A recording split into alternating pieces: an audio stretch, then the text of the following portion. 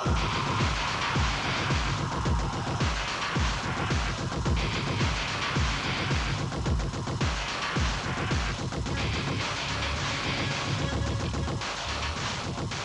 point of interlock is to be individual, and whether that's in the way we all look, or whether how we sound, or whatever, that is the point.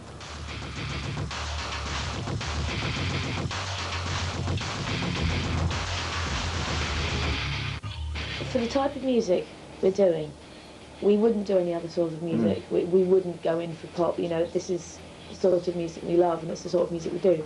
And you can't say whether the music came first, the look came first. We dress this way because it's who we are. We do the music because that's the music we're into. We'd look pretty stupid if we were doing metal all dressed in S Club 7 t-shirts.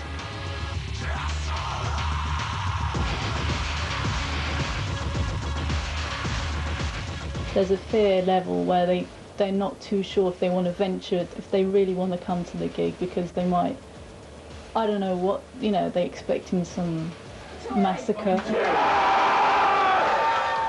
There are some people who would recognise the goth element in our music, and I think overall our kind of decision is that's not so much a bad thing if they recognise that, but I think we're slightly more hesitant to actually say that we are a goth band. But then in saying that, also there's about 5 million other goth bands who don't want to be known as goth bands. I mean, Sisters of Mercy don't class themselves as a goth band, so.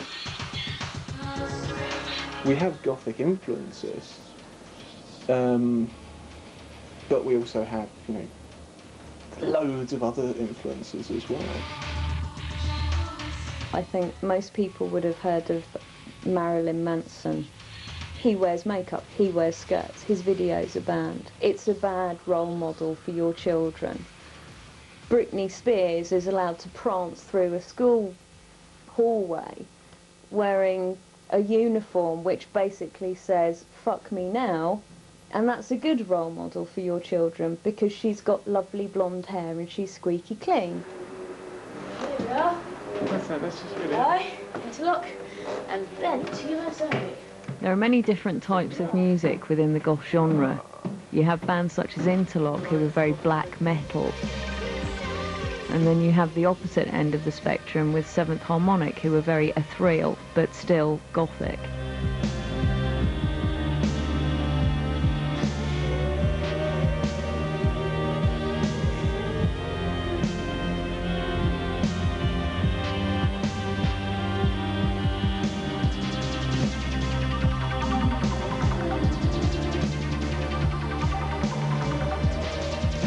This completely drunken, trendy football guy came up to me and tapped on the cams. I mean, excuse me, yeah, is your hair edible? He then proceeded to grab a piece of hair and put it in his mouth and go, "Oh no, it's not," and walked off.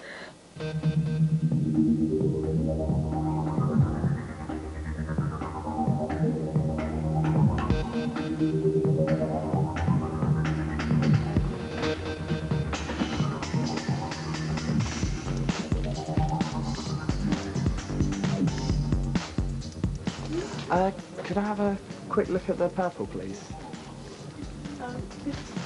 Yeah.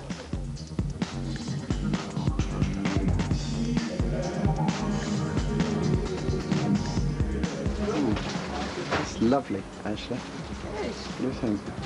Look. Very, yeah. Do you want to go? Oh, go on then. There you go. Yeah. Oh, very nice.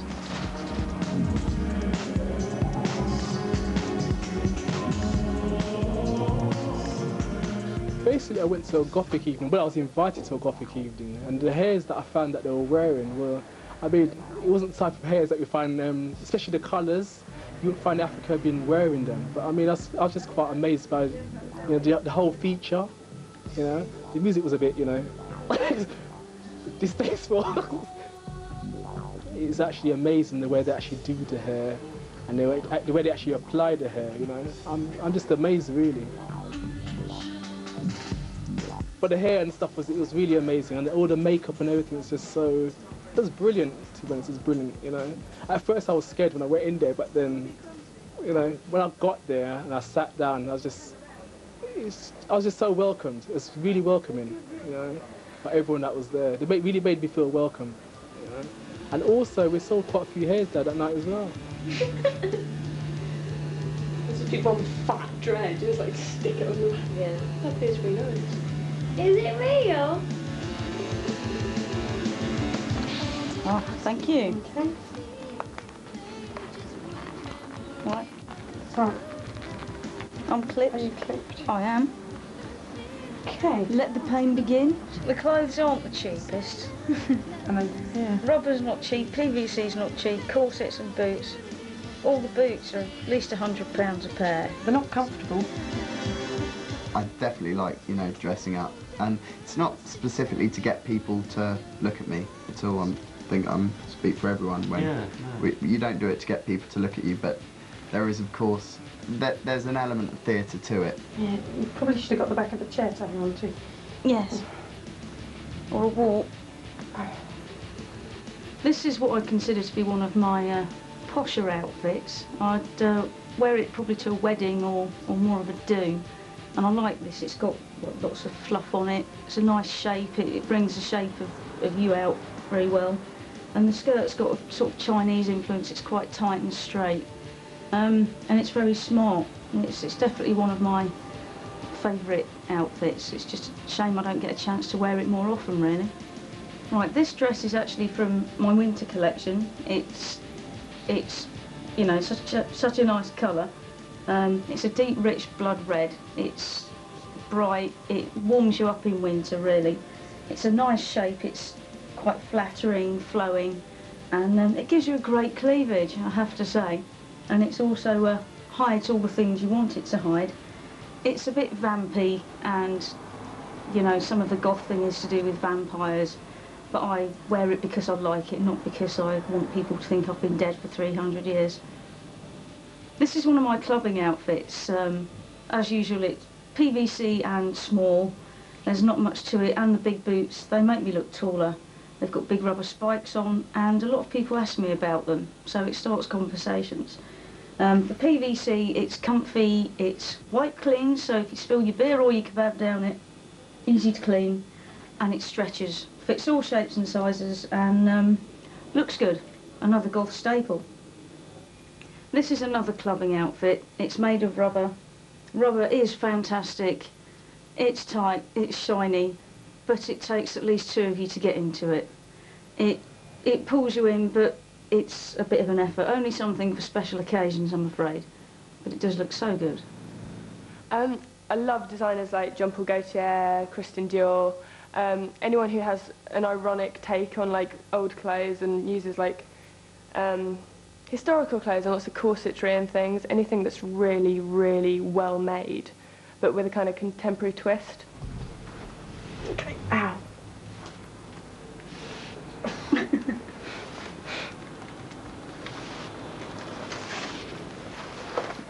They have these incredible kind of silhouettes, and they're really flamboyant and extremely sexy. So why do you do this? Because You're it makes skinny. me look thin. You are thin. Yeah, it makes me look thin. Ow. Why do you want to look thinner? I don't know, it kind of feels nice. It's that whole kind of restricted thing. Once every couple of weeks for a few hours is enough for me. Oh, absolutely. Comfy? No. Good, me either. But we have a waist. Yes.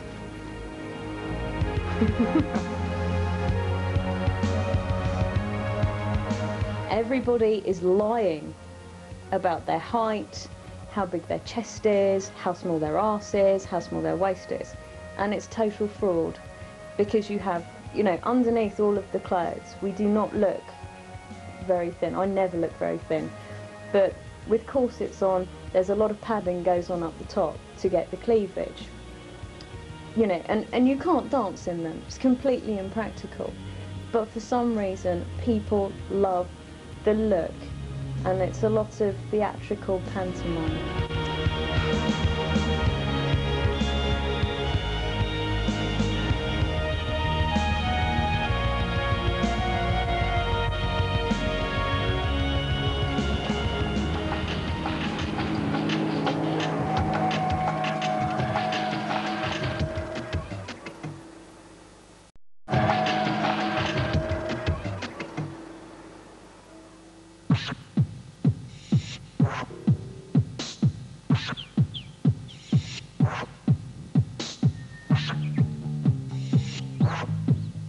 every time you go down the street, oh, freak, weirdo, it's Halloween.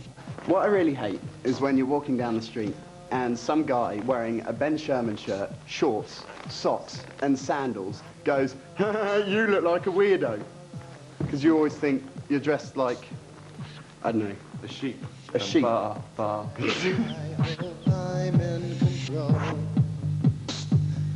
I'll take out my libido and incinerate the whole. Townies. Very weird to define what a townie is. They're not the normal people that go into pubs. They're the ones that are a little stage further. The ones that have to give comments on every little thing. The amount of times that I've been told that it's not Halloween, the amount of times I've been called Edward Scissorhands or seen a ghost or put your finger in a socket. What? Despite the bizarre hair, the clothes, we're just ordinary, very down the line people. So leave us alone. If you don't, I'll find out where you live. I've got a screwdriver in your kneecap. We, more often than not, sleep in a bed, not a coffin. We don't murder chickens in a churchyard at midnight. We don't dance naked throwing tampons at the moon, etc., etc. You are going to get ridiculed. So on the one hand, it's very mundane and annoying that you get comments, but you can't walk around looking like you've got a bird of paradise stuck on your head without people taking the piss. Firstly, it isn't funny. Secondly, it's not National Twats Day either, so just shut it. Don't take it so personally. Well, yeah, they're only afraid of what they don't know. See, that's what it comes down to. No, I personally, I get a bit tired sometimes with somebody calling me gay just because my hair is longer than theirs. I think most men are more vain about their makeup more than some women are, actually. Men tend to take longer at doing their makeup than the women do. But they haven't had as much practice. Yeah. I think the basic reason for wearing it is the same as women would wear it, because just think it looks better than without it.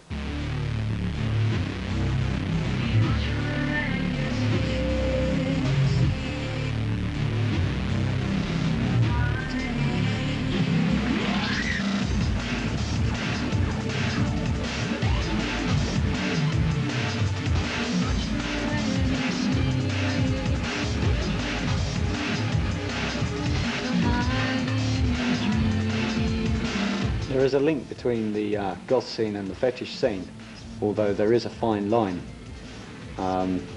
Many people into the fetish thing are more into sort of the appearance and the clothes and the anything goes sort of thing.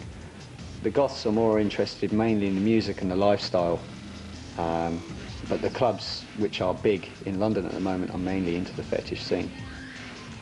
But we're not into that. Fetish clothing in its nature is quite gothic in look, and obviously a lot of goths take on that look. Secondly, I suppose because people are more relaxed with their sexuality and themselves sort of generally are more open to new experiences, so perhaps that leads into an interest in fetish. I've got a friend who works within the fetish scene. She's a pony girl, and she dresses up in all the sort of bridal gear, as in for horses and stuff, you know, and whips people for a living. And she loves it. But they're not all goths, you know, they come from all walks of life. And it's just something people want to try or get into, and, you know. But goths advertise it a bit more. Oh, well, yeah. You know. It's certainly a strong part of the scene. A lot of people are into it, I suppose. Again, possibly not more than in any other scene. It's just, it's very accepted. It's everything is, whatever you're into isn't looked down on, so more people are going to admit to liking it in the goth scene. We sell alternative clothing ranging from gothic to fetish wear to club wear. We export all over the world. Mainly around this area we sell a lot to the gothic community, mainly in the PVC range, because this area is not really a trad goth kind of area. But we do sell like the velvet dresses and things like that. But it's mainly we sell a lot of sort of the long hobble skirts, PVC bodices, basques, etc.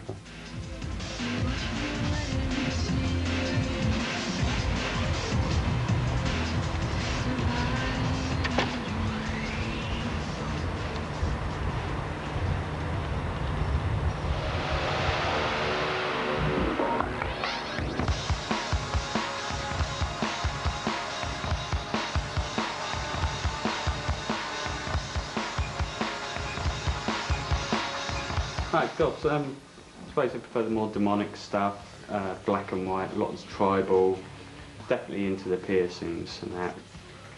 Favourite piercing wise, I suppose, is nipples and belly buttons. A lot of lovettes and eyebrows are being done at the moment by them. I used to be a goth about 10 years ago, sort of grew out a bit, got into punk and that. First got into tattooing and piercing, and that through that started getting tattoos and all that, bit demonic stuff and all that, as most do. Become a tattooist and that, started getting a bit more extreme, got bored of the more mundane piercings, so I started getting into implants, had a few put in my arms and had down my chest, got my tongue split, enlarging my ear, a few other implants, and got my PA done, got an 8mm ring through that, a few implants down there as well. Girlfriend seems to like them.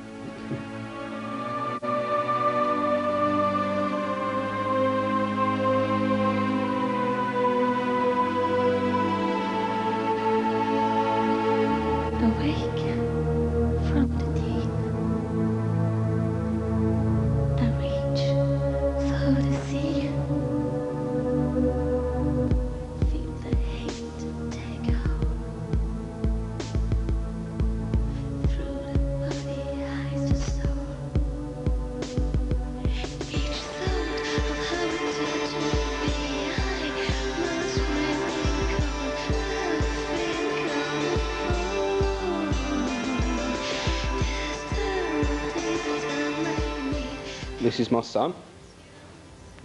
He's not called Vlad, he's not called Xerxes or anything like that, he's called Alexander. And this is one of the main reasons, obviously, people have to grow up and all the fun stops and things like that. And you have to get your hair cut and stuff like that, and you have to do a proper day job. Then you start wondering, have you lost it? Have you become a class trader? Have you become middle class? And do you start saying stuff like pasta in sauce? And I don't think it's true. I don't think it's true, because the reason people go into goth anyway, for whatever reason, is because they feel that it's right for them. They're an outsider of some way, and that stays with you from the cradle to the grave, you know. I work in an office, I work in a telecommunication company, and it's 9 to 5, well, 12 to 8. And that's it, everyone has to do a job, and it doesn't pay for going down to London anymore, it doesn't pay for records or stuff like that. But I think the feeling, or the memories of being a goth still stay with you.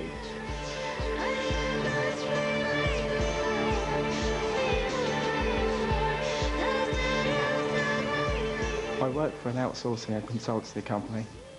I deal with employees' taxable benefits, like if they have a company car or medical insurance. I work out how much tax they should pay and make them pay it. I'm actually a civil servant and I work for Customs and Excise. They're a good employer in that they have a diversity policy. They don't seem to mind what you wear or what you look like as long as you're presentable and clean. By day, a sales assistant, and by night, a creature of the night. I work in an old ironmonger's store where I have to wear a shirt, trousers and a tie, and a kind of overcoat thing like Arkwright. But I'm polite, and the public seem to like me, and the boss doesn't seem to mind. I work in a residential home looking after people with learning disabilities, which is great because there's no dress code. I can have my hair, my makeup, my piercings, and they don't care really at all so long as I do my job, which I do. It is better to be hated for who you are than loved for who you're not.